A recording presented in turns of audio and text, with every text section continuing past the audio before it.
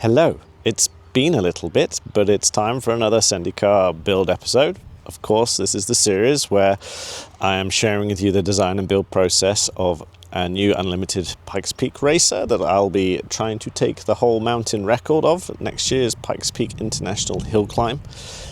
This week, we are here at Prototipo in New Zealand. We're in Auckland, New Zealand at the moment at their Dyno facilities, and we are going through the process of the final engine dyno sign-off. A big part of that work is actually we're putting the engine on an all-new ECU for us, which is a Cosworth Antares unit, and I'm here with Tim Whitteridge of Motorsports Electronics doing that work. This video will share with you a little bit about what an engine dyno is to start with, a little bit more about the engine and the process of going about bringing up a new ECU and going about doing the tuning on that. Previously, we've been running the engine on Motec, and that works a little differently to this Cosworth unit. And so there's a little bit of extra work to do with that. So I'll be running through with you what goes on there, and also some of the finer features of the engine, and also the ECU, and how we get it all working. So this is the engine dyno. It's actually in a container out the size of one of Prototipo's workshop facilities here at an airport, a little airfield, let's say. It's not an airport, that's an airfield. And this is the engine cell itself with the V8 in it. And the Cosworth ECU. So yeah, I'm going to run through with you the dyno install, a couple of features on the engine, and chat to some of the guys over there, the animals in the pen. And we'll run through the process of getting this engine up and running. So what is an engine dyno? Well, we're in what's called the dyno cell right now. The engine is set up on a test stand. The key part is this item here. This is called the absorber, and this absorbs power or torque. And it's fluid filled. It has basically a water flow, a water supply that goes in. It's a bit like, you could consider it a torque converter, but it's a total loss system. Spins up the water and spits it out here to the drain, and that provides resistance for the engine to push against, and that can be constantly adjusted in terms of its torque to provide varying loads on the engine to simulate running on the road. So we have at the moment this Cosworth ECU. This is the main reason why we are here, is we're using this Cosworth Antares 8. It's a very, very clever ECU that does a lot of great logging on top of controlling the engine.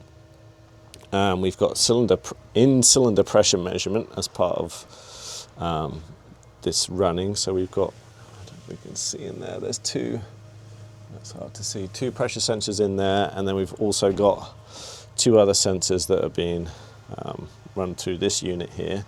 So this gives us a really good idea of what's going on in the combustion within each cylinder, and allows us to adjust timing and fueling and all those good things like that, and also boost pressure, what the engine can handle. So we're here on this dyno cell to integrate this ECU. They've been testing on Motec previously, and now we're on this Cosworth unit. We're also validating the wiring harness. This wiring harness is the harness that will be going in the car. We have got some aspects, this part here with the exposed wires, that's part of the dyno wiring. That'll be a separate chassis unit in Sendycar itself. But we're proving out the whole harness to make sure that that works. We've got the headers on. These are 3D printed exhaust headers out of Inconel 625. So they're the exact units going on the car. The secondaries are a little different because the turbo's in a slightly different position. We also have sendo valve. You can see that working right now on here, which is a spool diverter valve that diverts exhaust gases from, basically diverts it just to one of the scrolls at low RPM and low exhaust back pressure, and then it opens up to both these scrolls at higher exhaust pressures. So you can see here we are running two essentially wastegate actuators, electronic wastegate actuators, one running the wastegate on the turbocharger, and then the second one running this sendo valve there. So that's another really neat unit. We have got, how many have we got here? 8. We've got 16 injectors on the engine as well, so 2 injectors per cylinder. They've all got to be set up and adjusted. We have drive-by-wire individual throttle bodies. That comes from the stock BMW unit. We have this intake plenum, which has been custom designed and made to go in Sendycar. This is 3D printed in aluminium. We are in New Zealand, so everything is now aluminium again. Finally, thank God. We've got then these generative design brackets, all this good stuff. What else we got? 3D printed coolant hoses as well, again in aluminium, designed by Prototipo. A whole bunch of great trickery on this. Now this is the part of the car that I've really outsourced to Prototipo, and they've done such a fantastic job. I sort of architected this plenum for them, but that was just like the very upfront stuff to get it packaged into the Sendycar. After that, they took it on and designed all these parts together. So they've done such a fantastic job there. The same with the headers. I did the basic packaging layout, and then they actually designed the parts for printing. Got them sent off and made and welded and machined and all that good stuff. The same with the generative design stuff. They've done all of that, as well as this wiring junction box as well, and the wiring harness. So they've been such a fantastic partner with this build, as well as designing this engine and making them as well. It's absolutely astonishing what they can do. So we are day 2 into the dyno work at the moment. Day 1 for us was putting on the new wiring harness and junction box, and getting everything plugged in. The ECU, we had a few firmware software updates we needed to do, which took overnight to get some software files from Cosworth. We've got them uploaded into that unit now, and that now starts the process basically of making sure all the sensors talk to the ECU. We've then got to check that the timing on the engine's right. What the ECU is seeing in terms of timing is what we're seeing in real life. And then going about, essentially we have carried over a lot of the parameters from the Motec map to the Cosworth, but it's not a direct translation because how the math is done is slightly different within the ECU, the computer box itself. So there's always a bit of fettling there. So we're going to have to remap the engine over the next couple of days. And the idea is to basically have the engine properly mapped and tuned so this can get popped into the car and be able to run right away. There'll be some little refinements just because the car install will always be a little different to the dyno install, but that'll be safe and ready to run the car competently when that goes in. Yeah, so working on the configs, we had kind of a base setup ready for when we got here, but it was on old code. So the first thing was to update the code of the ECU, which is, it's got 2 sides to it. There's kind of the side that runs the engine, and then the side that takes care of all the logging and math functions and all the extra sensors on the car that have nothing to do with the engine. So updating both of those so they talk to each other happily. And then going through all of the sensors, making sure they're all reading correctly. All of our actuators are working, so we're going through our wastegate actuator and our sendo valve TM actuator. Make sure those are reading correctly. That's what I'm working on right now. Throttle actuators, all that stuff. And then we just cranked the engine a little bit ago just to make sure our crank and cam setup is good. And so a little bit more to go on the sensor setup stuff tonight, and then we'll be ready to run in the morning. What's been great with this ECU is we can log all of the engine parameters, but also log all that data coming from the dyno. So all the ambient pressure sensors and things like that normally aren't on the engine ECU. We're still getting that straight from the dyno. And then also there's a Plex cylinder pressure monitor box on this. So all 8 cylinders are being monitored on that Plex box. And so we can also get the CAN data from that box as well. So we're logging our peak cylinder pressure for each cylinder and the angle at which the peak pressure is for each cylinder. And that's all coming in CAN on the ECU. So all of that data is all logged and synced together. So all in one place. It makes it really easy to go through and diagnose exactly what we're doing on the dyno.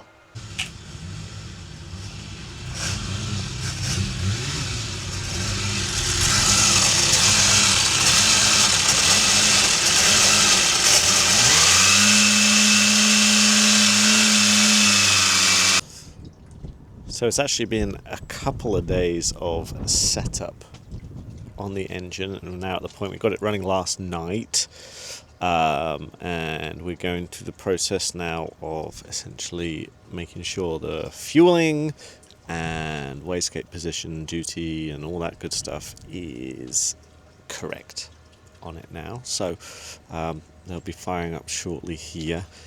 This is all part of the process. It's pretty time consuming, honestly, but yeah, what needs to be done.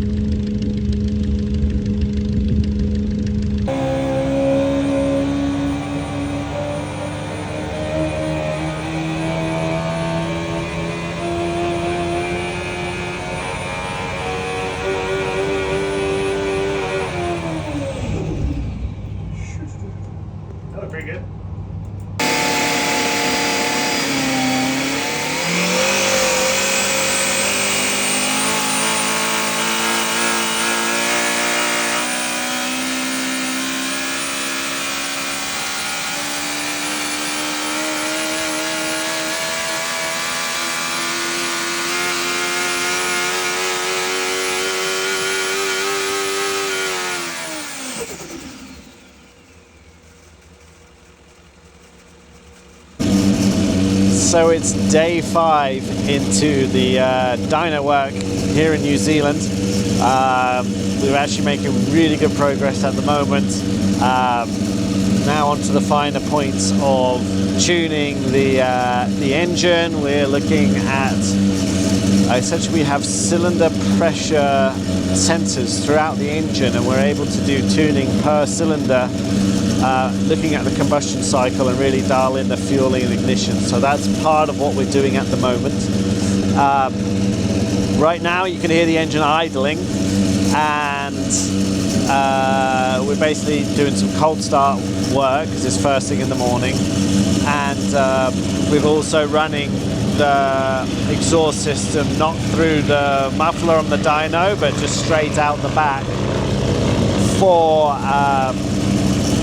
to basically ensure that the there's not too much back pressure in that exhaust system, which may affect the tuning. So we're just looking at that now and seeing how big a difference that's going to make both at idle and then at some power pulls, which I'll film to see what that does there, and then we continue through the tuning work today. So yeah, it's been a rough couple of days so far, but now we're really getting there. We're making really good progress and excited to show some video clips of the engine with you all.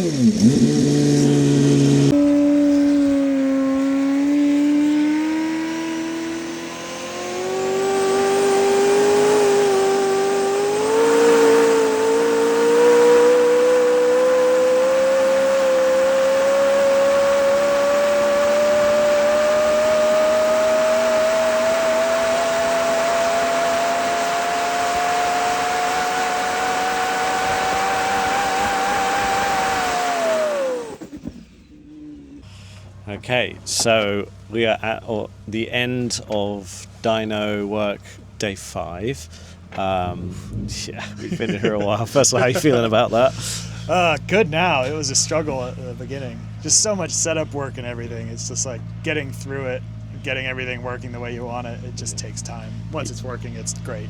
Yeah, there's a lot of setup there, a lot of getting your head around stuff that once you know it, it's not too bad. But yeah, so overall pretty positive with the Cosworth. Steep learning curve, a lot of powerful things it can do. Yes. And we're figuring it out. Last night we did some fun things with cylinder pressure measurement and adjusting trims on cylinders individually. We got a good bit of power there. We were probably found about 50 horsepower out of the engine, didn't we, by doing that, and some other config changes. What's interesting is you can kind of see the way the hardware is tuned, if that makes sense. Like you can see the balance of the cylinders, and hard to say whether it's intake or exhaust length or whatever, but you can see the cylinders trading off where they're making torque in the RPM range as they go. You'll see 2 cylinders kind of as a pair making more power in one area and the other 2 less, and then it gets to an area where maybe the exhaust primaries are tuned better for the outer 2 cylinders, and then those make more power. So that's some interesting stuff you don't normally see.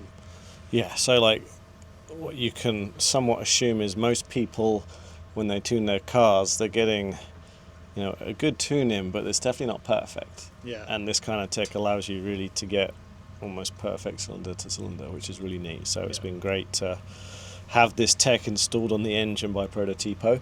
Yeah. They've got, what's the system called? The standalone system? They're using a Plex knock monitor system. What do they call it? Combustion analyzer. PCA 2000 combustion analyzer. There you go. That's the one. Nick there for you. And we're also running 2 further cylinders on the Cosworth, which we'll be able to do in cars, which is really neat. So we'll have that data, some of that data on the Mountune also. So that's been good. Today we've mostly been refining a lot of stuff and adding in a bit more boost. And then we came to a little bit of a snafu where we've been pushing it so hard we've actually broken the coupling between the engine and the dyno, which is a nice problem to have. So that stopped play for today. But we're stoked with how it's gone so far. We're not going to get everything done on this one trip, but we're at that point now where we can continue on developing the tune and the setup as well. I'm going to pass you over to Nick Rogers of Prototipo. I'm here. Nick, this week's been a long one. Yep. How's it gone for you? Oh, it's been bloody good actually. A lot of learning obviously with the new ECU. Trying to understand what's going on with the Cosworth, the new interface and stuff. Tim's been handling most of that, but been sort of trying to look over his shoulder and learn what we can. Yeah. So I've mostly been running the dyno and sort of trying to support the guys here where possible. But yeah, made some good progress with sort of all the wastegate control and just getting all the everything dialed in nicely. There you go. I'd say you definitely weren't just running the dyno. I'll have you take that comment back. You're doing way more than that. And I think, what stood out for me is just how brilliant this engine is, for starters. It's like, you guys got to be super proud of yourself for doing this awesome thing that, just makes gobs and gobs of power and also idles and just does everything so smoothly. Yeah, that's pretty smooth though, and sounds pretty cool. Exactly. It's really, really cool. I know from our previous programs where we, I think we regard as doing a pretty good job with the K20, and you know all the limitations of it, and then we go to this engine, which I think common convention would say, you should be wary of that because it's a prototype engine that hasn't had much development to it. But my experience has been this is a way more developed, sorted piece than what we have been doing previously with our turbo builds of the K20, mostly because there's a lot of limitations. We're pushing the limit on everything there, whereas this is right within its sweet spot of how it should be operating. Yeah, and then we've got a cool tech on it. We've got this cool intake manifolds and exhaust manifold, this new tech on the motor that's made the install even better. So what do you think's next with this? What's next? Well, I think we've got to sit down, have a beer, and make a plan together. See what the next steps are. I love that. Yeah. Awesome. But yeah, been pretty happy with how all the ancillaries are going, the exhaust and intake, like you say. Fairly bespoke special parts that sort of seem to work straight out of the box. So utterly insane. That the amount that has. Gosh, every dyno I can recall has always had something we've got that's not working right, that we've had to fudge, and there hasn't really been any fudges here, have there? It's all been great. So yeah, really cool to see. Thank you. I'm going to spin around. We got Simon the other side of it. All right, Simon. Just waiting for the plane. We'll wait for the plane to go.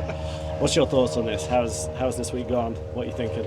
Oh, super happy. Yeah, I mean, we've obviously done a fair bit of running on the engine before you guys came down to sort of get all the basics done, and we knew it was going to be a big job getting the Cosworth engine management on there. With anything powerful and complicated like that, there's always a setup time, but I've been very impressed by the sort of way that it's all been approached, and sort of the knowledge and the experience of Tim Sport has been super fun. Great to see and great to work with. So we're looking forward to it. I mean, I think where it is now, we're in a really good spot. The engine, we're not really pushing anything too hard. It's making good numbers, it's sounding great, but we're really not trying to push anything too hard, which is where we want to be. Devil's always in the details. There's going to be a ton of just more calibration and more stuff to work through with it, more experience to gain, but certainly after hearing it on the dyno for the last sort of few months, we just can't wait to hear it in the car and really sort of get stuck into it. I think that's such a good point. Like, we've been, I mean, this has been a couple of years now, this project. When did we start on this project? It's like getting on for 2 years now. Would be, yeah. Yep. And it's just so exciting even having it on a dyno, let alone to think it's going into a car. That's going to be wild. And just step by step getting there. Every single bit of the car is exciting. We were doing some ChatGPT lap sims in the dyno room between sessions, and seeing we're horsepower number wise, because we know that's important for people to hear. I reckon we're probably going to end up about 800 crank, aren't we? I think in the end. I think on the small turbo. On the small turbo, which is plenty. And then you're looking at the sensitivity. It's like, that makes 0 to 100, 0 to 120 times are pretty similar. 7 to 800 horsepower, but that makes the difference up to 150 as well. So you think, like an extra 50 horsepower is. It doesn't make much difference for the majority of Pikes Peak, but at the end of some of the straights, it really does make the difference. And we're making that power quite low in the RPM range and just holding it all the way through, right? So the area under the curve is actually massive. The peak number's not huge, but the area under the curve is insane. 100% right. Yeah, we're making that 750 horsepower at from 9,000 RPM, all carrying the way that to 12. So 12 and a half, 13, we could at 14. We could do. So that's, I think, where this engine is different, is if you consider from 4,000 to 8,600 RPM like we ran in the K20 and the Wolf, this is already superior than it. And then it gets even better from there through to 12,500, 30,000 RPM. So that's just insane. I'm thinking about driving it, and I'm sort of expecting to, be doing fewer gear shifts with it, because I'll literally just be driving it off the turn and running down most of the straight in one gear before maybe grabbing a couple more towards the end. But that's the drivability this engine has, and that's been the key, I think, to the project, hasn't it, from the get-go? Yeah, that's what I see. Yeah, and it's great to see that's what we got. So super stoked. A big thank you to everyone here, Tim, Simon, and Nick. Huge thank you. This will probably be the it for this week, I think, for running. But we'll keep on going and give updates as we can. All right, thank you. Bye.